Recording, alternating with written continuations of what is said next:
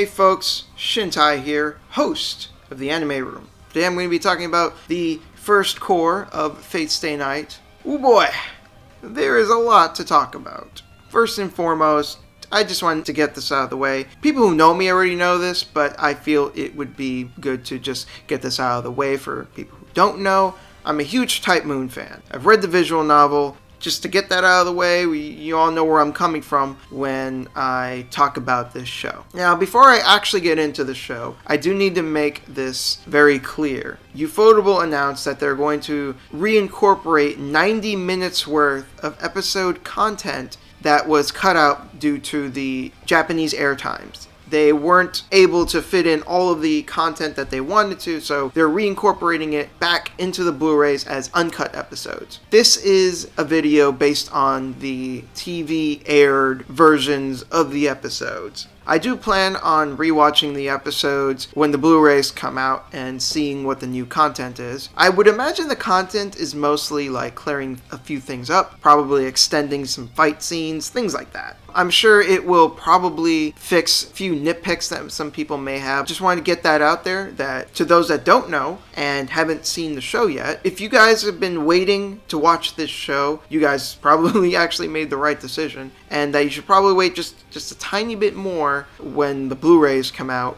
so you can watch the show completely uncut.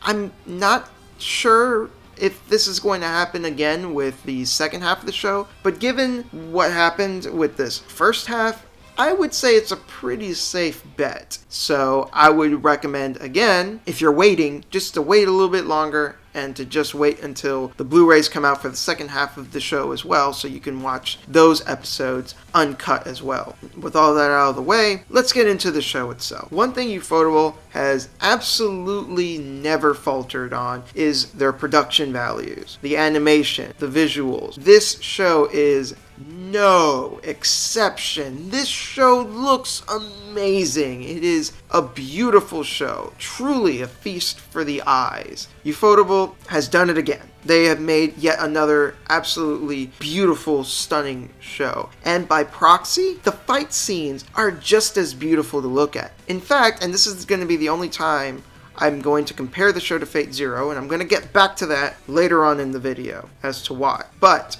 the fight scenes, I wager, have been better than the fights in Fate Zero. I say that because while the fights in Fate Zero were great, don't get me wrong, they were excellent fights. The biggest problem with them was the simple fact that there was a lot of monologuing and stopping of the fights in order to get into the characters' heads. It worked in some instances, like one instance in particular, Saber versus Lancer, where Lancer used the red spear to cut through Saber's armor. We needed an explanation as to why that happened the way it did.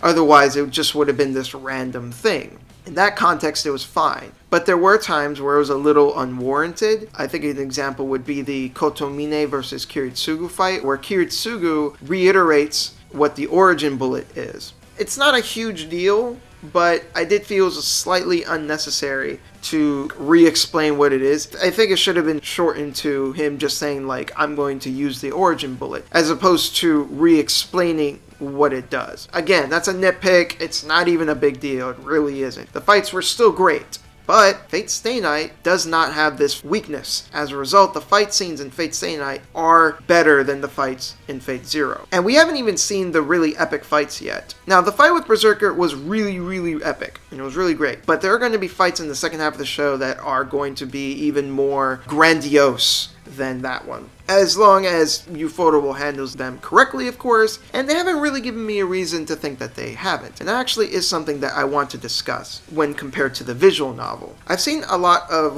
visual novel diehards get really pissy about the fact that the fights have been altered. Who fights who is the same. The end result of the fight is the same. But the way that the fights play out is different from the visual novel. And I think the visual novel elitists need to shut the fuck up. One of the problems with the 2006 Dean show was that there were times where they stuck a little too close to the visual novel and the fights ended up being a little anticlimactic as a result. Now, the fights in the visual novel, they worked really well because Nasu did a good job of adding a lot of flavor text to make the fights seem really intense. and that any wrong move would end up in a bad ending or a dead ending. And that was pretty much true for the entirety of the visual novel, because you can make decisions during these sequences, and if you made the wrong decision, you did get a bad ending. You did die, and then the main character would die in horribly disturbing ways. The one that sticks to my mind to this day, I never forget this, was the very first dead ending that you can get. I think it's the first one, I'm pretty sure, where Shiro denounces the Holy Grail War. He doesn't want to be a part of it. He walks out of the church by himself and then encounters Ilya and Berserker by himself. They brutally murder him. They completely destroy his body, and then Ilya cuts off his head and then casts a spell on his head to keep him alive and aware and still in pain, and just keeps his head as a souvenir. Fuck! Like, that bad ending has never gone away from me. I've always remembered that for just being so profoundly brutal and fucked up. But yeah, that's how the fight scenes feel in the visual novel. They're really intense, and it feels like any wrong move, you just die. But here's the thing. If you take out all of that flavor text, if you take out Nasu's colorful writing, the fights themselves are actually very short. So I think it was a very good idea of Ufotable to take liberties with the fights, because if they would have just adapted it straight, they would have been quick and they would not have been that interesting. They're interesting when you read about it, but they're not that interesting visually. So I think them putting their own spin on the fights, doing it how they wanted, was an excellent choice. And I think the fight scenes greatly benefited from it. So I think people would be hard-pressed to argue about. Visually, the show is fantastic, and the fight scenes are amazing. Here's something that I was a little more mixed on, and that's the music. I think for the most part, the music, the soundtrack is good, but not great. It has its moments of greatness, but I can't say that the soundtrack as a whole is great, and that's kind of disappointing considering that this is the same guy who did the soundtrack for Witch on the Holy Night, which I listened to some tracks from that, and it's beautiful. That is an amazing soundtrack. Maybe we haven't seen the full soundtrack yet, and that he's got some tricks up his sleeve, and in the second half of the show, he's really going to strut his stuff and show us what he's made of. But for the first half of the show, the soundtrack mostly just ranged from mostly pretty good to sometimes great. But something that bothered me a lot was the simple fact that there were very, very few remixes from the visual novel. There was, I think, one, maybe two tracks that were remixed from Fate Zero, and that was kind of nice. But the only remixed track that we got from the visual novel was at the very end of episode 12 with This Illusion. That remix was beautiful. I loved it. It was great. But that's literally the only one.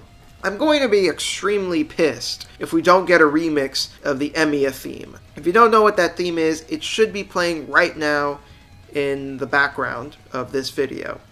If we do not get a remix of that track, I'm going to be very pissed, because that's like one of my absolute favorite tracks from the visual novel. I would really just be hugely disappointed if we don't get that. I'm not really sure why Ufotable decided to stray as much as they could from reusing music from the visual novel. I don't mind them at all deciding to create their own original music for the show, that's fine, but I think them distancing themselves from the soundtrack that much, I didn't really care for that. And I would have liked some more remixes. Now, when they previewed this show a while back, they did use a version of the Emiya theme as the music for the trailer, so I'm still holding out like they will do it. But I don't know. Getting off that, I want to talk about something else real quick. And that is, before I jump into like the story and characters, is kind of the pacing of the show. And I think watching this show weekly did absolutely zero favors for this show. And I'm going to have to throw in that the same thing with another show that I was really enjoying this season, and I'm still enjoying, that's Parasite. I don't think either of these shows benefited at all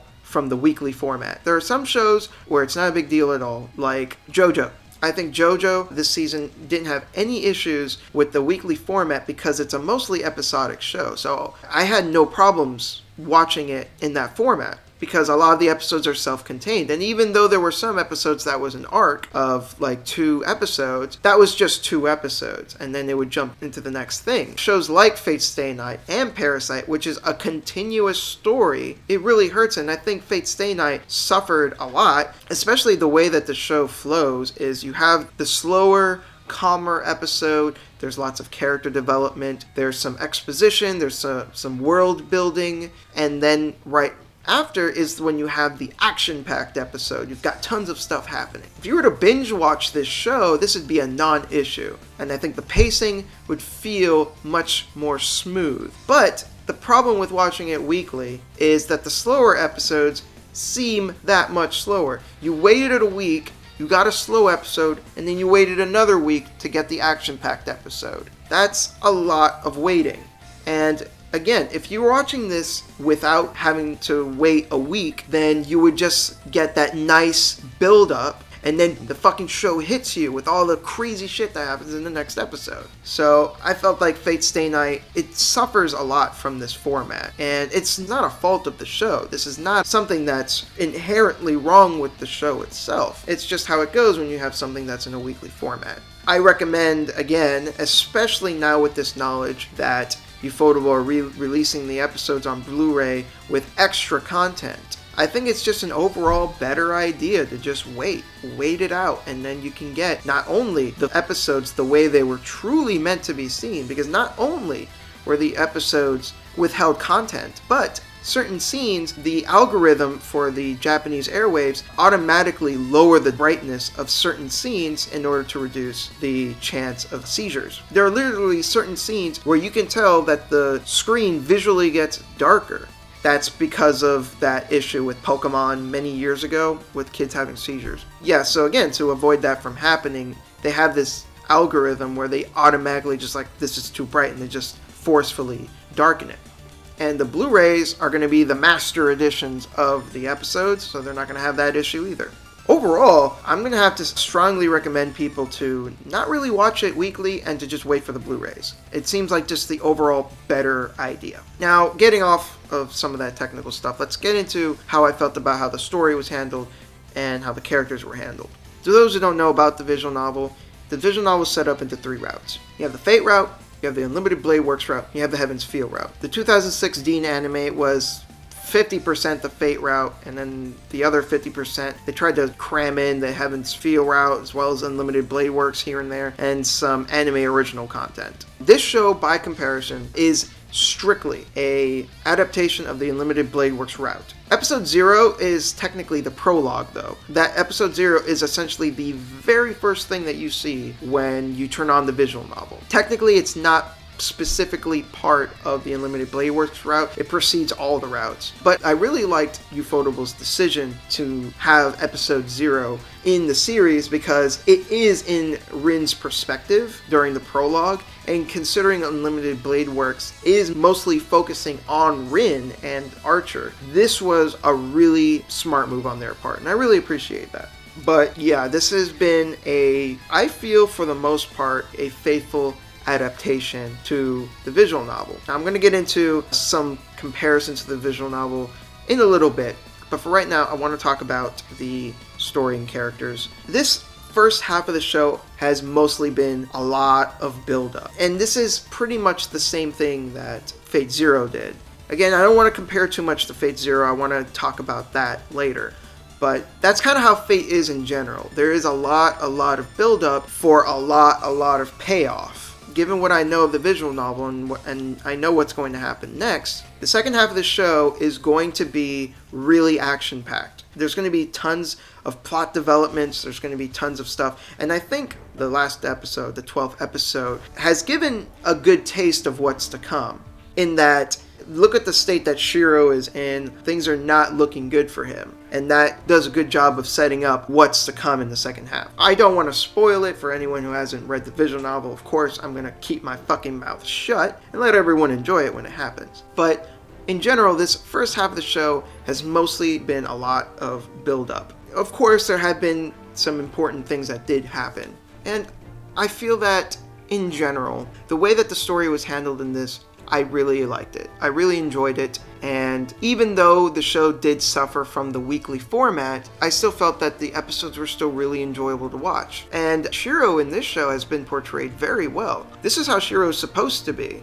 And I think Rin also got portrayed better in this show as well. I have a friend who didn't give a fuck about Rin at all in the original show, even though he really liked the original show. He didn't like Rin. He didn't care about her. And this show completely changed his opinion on her. And he suddenly thought, wow, this is actually a really good character. However, I think the one character in particular that has been presented perfectly is Archer. Archer is like one of my favorite characters from the visual novel. He is a badass. His cynical attitude and his supremely awesome fighting style has been adapted very well in this show. Archer in this show is a beast. And he's only going to be even more beastly in the second half of the show. But again, I'm not going to spoil anything. I really, really liked how he was handled. But I do want to mention something that I felt was mishandled in this show, and that's the comedy. Now granted, the comedy in this is leagues better than the comedy in the 2006 show, which was very slapsticky, and this show is much better by comparison, but I did disagree with how Ufotable decided to handle certain scenes. There were certain comedy bits that were handled well. I thought that some of the comedy in episode 12 in particular was really well done. I really liked the scene where Saber was trying to play baseball and she failed miserably and she got really pouty about it. Like, that was fun. That was cute. That was fun. But one scene in particular that I felt that they were trying to go for some comedy and it didn't work was when Shiro accidentally called Rin fat. And he had this weird expression on his face. The way it was done in the visual novel was simply that Shiro thought to himself, I fucked up. I shouldn't have said that. But in here, like, the expression on his face was just kind of weird. It didn't really reflect what was going on. It's not a big deal. It's a nitpick at most. It's honestly like whatever. But it is something that I felt was, somewhat mishandled. I also felt that when Shiro was flipping out in episode 1 about the food because Taiga was pulling a prank on him, I think his reaction was a little too over the top. I don't even remember that scene from the visual novel. It might have happened, but I can't even remember right now. I don't remember, so I don't know, maybe it was like that in the visual novel, but I sincerely doubt it. I don't think it happened like that, where he fucking flipped out. But again, that's a nitpick. It's not even really a big deal. Overall, I'm pretty happy with how the story has been presented. But now we're going to go into some other comparisons to the visual novel, things that I did have some problems with. And that is with the director, Miura. He has this fucking phobia of monologues. I'm also referring to internal monologues, not external. This is a visual novel we're talking about. One where we're inside of Shiro's head. Shiro talks to himself in his head almost constantly, and we get almost none of that in the show. Now, of course, I do not expect to have pages and pages and pages of fucking monologues in the show. That would be ridiculous. That would be fucking retarded. That would completely destroy the pacing. It works perfectly in the visual novel because it's a fucking visual novel. It's a book, basically. It makes sense. We're in his head. We're constantly being fed what he's thinking all the time. And it makes sense. But I think the director, Miura, is a very visual director. And that's fine for the most part. It's great for stuff like the fight scenes and just in general how beautiful the show looks and the way he presents certain shots and the camera movement is all great. But this refusal to rely on the inner monologues, particularly of Shiro, is a problem. Is it a huge problem? No, because the show still does give you the general idea of some of these things that I'm going to mention, but it doesn't delve into it. It doesn't give you all of the layers of depth and complexity that was inherent in the visual novel. I'm going to talk about two things in particular. I'm going to be talking about Shiro's begrudging admiration for Archer and Shiro during the date in episode 12. So watching the show, I'm sure everyone realized, yes, Shiro, whether he likes to admit it or not, looks up to Archer. But the show doesn't explain why. I'm going to go ahead and reveal it. Whether this is actually revealed later on in the show or not is not a big deal. Trust me, it's not a spoiler at all.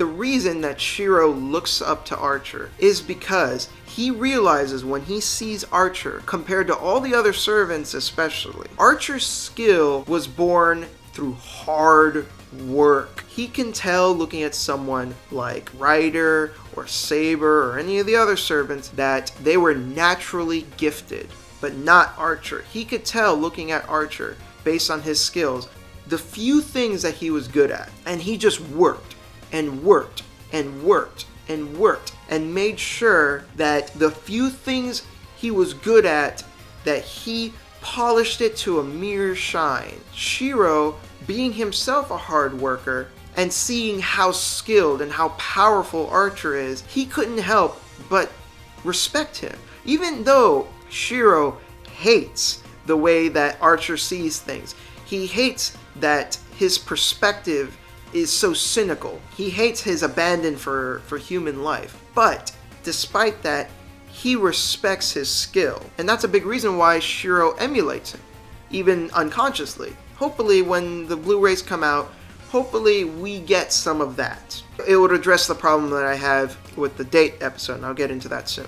But as it stands now, while yeah, it's not a big deal, and you do get that general idea of, yeah, he respects Archer, but you didn't get any of all of that depth and complexity that I just finished elaborating on. And now I'm going to go into the date episode. So a lot of people have dismissed the date part of the episode as just being this generic sort of slice of life sort of event. Well, in the show's defense, even not comparing it to the visual novel, the buildup of the date made the forceful betrayal of Saber that much more tragic. Saber was crying when she was forced to attack Shiro and Rin. So in the show's defense, I think the date was perfectly justified. I thought it was cute. I enjoyed it. I had fun. I had a cheesy grin on my face. I thought it was a fun part of the episode and I enjoyed it. But going back to the visual novel, and again, I do hope that that extra 90 minutes of episode content address this problem that I have. And this is, again, talking about the inner monologues. The date part of the episode was supposed to hammer in Shiro's survivor's guilt. During the date, he enjoyed himself. He had fun. And then it hit him and he realized he didn't deserve any of that. He felt, who am I to enjoy this happiness when I'm the one that survived and yet all those other people didn't? In episode 12, Castor reveals what happened. That Shiro was one of the lone survivors. I think he literally was the only survivor of the event 10 years ago at the end of Fate Zero, where the incomplete Grail blew the fuck up and then that part of the town was completely devastated and Shiro was saved by Kiritsugu. That event completely emotionally and mentally scarred Shiro, and he became a deeply disturbed person as a result. That's why, on something as innocuous as a little date, Shiro feels miserable for having fun. He perceives it as this sort of sin that he's committing in a way because he feels that he doesn't deserve it. And none of this really gets across in the show. Now, it is hinted towards, but not enough to where I feel is satisfactory. Hopefully, when they add the extra content in the Blu-rays, that will fix this problem, and I will have to subtract this criticism. But as it stands, that's how it is. I can't wait to rewatch the episodes when they come on the Blu-ray, though, and see what new content they add. And I'm very much hoping that this is part of what I have in store. Now, I want to take this time to kind of refute a few idiotic arguments that I've seen. Now, in general, this show has been received very favorably. There are a few people who don't like it, and that's how it is for everything, of course. But generally speaking, people are liking this show. And I'm very happy to see that. And I can only say that, guys, the second half is going to be even better. I know I've said that already, and I don't mean to hype it up too much, but just trust me. When the second half comes around in April, fuck, that's a long wait, it's going to be even better, and it's going to be even more enjoyable. But there have been a few mind-numbingly retarded arguments that I've seen that I'd like to refute real quick. I've seen a few people dismiss this because it's an adaptation of an eroge. Eroge is an abbreviation for erotic game, basically a hentai game. I find this to be laughable that people would dismiss this offhand for something like that. Guys, let me put it to you this way. There have been 13 episodes of this show so far, right? In the visual novel, in this route, how many sex scenes do you think there have been? Go ahead and take a fucking guess. 0. There hasn't been a single sex scene at all. And this is halfway through the fucking story. In fact, there is only one sex scene in this entire route, and it happens way towards the end. And so fucking what? They're not gonna add it in the show. You're not gonna see it. What does it fucking matter? It's such an insignificant part of the story. This was not written with the sex scenes in mind first. The writer himself actually admits he doesn't like writing them. I mean, for fuck's sakes, when Fate Hollow Ataraxia came out, he got other people to write the sex scenes because he just was like, no, I can't do this anymore. And after that, he was just like, okay, no more sex scenes. When he wrote Witch on the Holy Night, he didn't even add romance, let alone sex scenes in that. He's been trying hard to get away from that. And when the visual novel has been re-released, it was re-released without the sex scenes. I'm pretty sure that only the initial release of this game had sex scenes, and every subsequent re-release cut them out. So on one hand, I think it's really ignorant to just dismiss it offhand for something so trivial, and the fact is that the series itself has been trying to move away from that for a while now. So I think dismissing it as a porn game is ridiculous. It has absolutely no impact on the quality of the writing. Another complaint that I've seen a lot is the complaining about the slice of life stuff. For fuck's sakes. I feel that a lot of people just don't understand the difference between a legitimate criticism and a fucking preference. It's fine if you don't like slice of life. Nobody is forcing you to like them. But something isn't inherently worse because it has slice of life elements in it. That's fucking ridiculous. Personally, I enjoyed them. They had some really nice character moments. There was some character development. It was fun to see the characters interact. I don't have a problem with them. I mean, if the show is strictly only fight scenes, then you wouldn't really give a fuck about what's going on. These slower moments, the slice of life moments, give you a time to get to know the characters, know what they're like, get a feel for them. And then when the fight scenes happen, you care. You don't want to see them die or lose. You want to see them win. You want to see them succeed because you give a fuck. That's what the slow build-up was for, what the slice of life moments are for.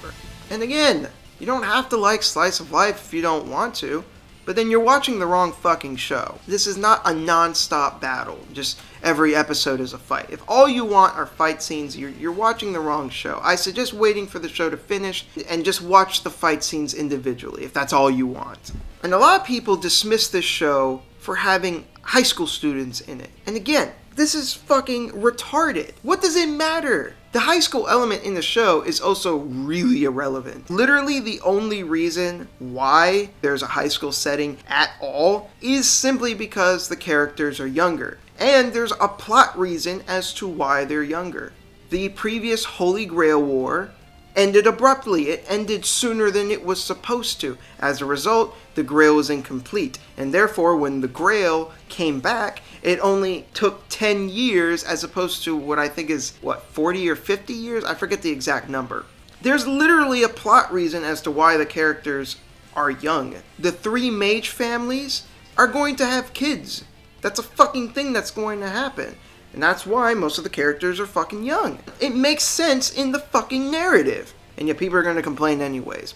And again, this is not a legitimate criticism. It's a fucking preference. People don't seem to know what the difference is. Now, a friend of mine, and I don't mean to beat him up over it. I mean, it's his opinion. That's fine. A friend of mine said that he prefers that the characters be older when they're spouting ideological stuff. And I can understand that being his opinion and his preference, but fundamentally, I just can't agree with that. Now, if the characters were like 8 or something, really young, and they're talking about philosophy, that would be ridiculous. But in a general sense, I don't really think the age of the characters really matters when they're talking about ideologies. These characters are old enough to know what they're talking about. And in general, I feel that it's really annoying when people are constantly complaining about like, oh, Fate Zero had a bunch of adult characters and Fate Stay Night sucks because all the characters are young. Like, it doesn't fucking matter. It really doesn't. How does that affect the quality of the writing in any way? I'm just irritating myself talking about that, so let's move on to one more thing I want to refute before I talk about one more thing. And that is Rin being a tsundere. Now, there are a lot of people who love Rin, and I like her a lot too, but I've seen people dismiss her for being a generic tsundere type character. And I have to say flat out, that is complete and utter bullshit. I'll tell you what a typical tsundere type character is. Characters who are like that simply because that's their personality and nothing more. That is not Rin at all. There are actual story reasons as to why she acts the way she does. Rin lost both of her parents.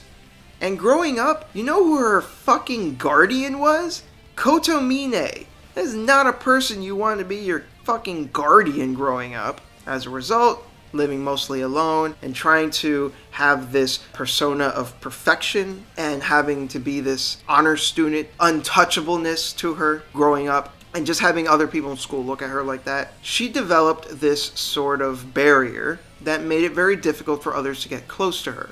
Shiro is the only person that she's allowed to get close to her. If you would remember in episode 11, that was a very insightful episode. Rin was talking about the boundary fields in her house compared to Shiro's. If you read between the lines, what that actually was her describing her personality compared to Shiro's personality. And she herself described the boundary field as very difficult to get into, but once you get in, it doesn't let you leave. And she was basically talking about her own personality, in that she hasn't let anyone get close to her. Shiro is literally one of the only people she's ever let get closer, and now, because of that, she doesn't want to let him go. As a result, though, because she hasn't let anyone get close to her, she's extremely socially awkward. She knows how to treat people from an arm's length, but Shiro is one of the only people that's gotten closer than that. And as a result, she doesn't really know how to act around him. There is much more thought put into her personality and the way she acts than most other tsundere type archetypes. So when I see people dismissing her as some random tsundere type character, fuck off. Fair enough if you don't like that type of character. I mean, not everyone's going to like that type of character, and that's fine. But the arguments that she's just some generic archetype is complete bullshit.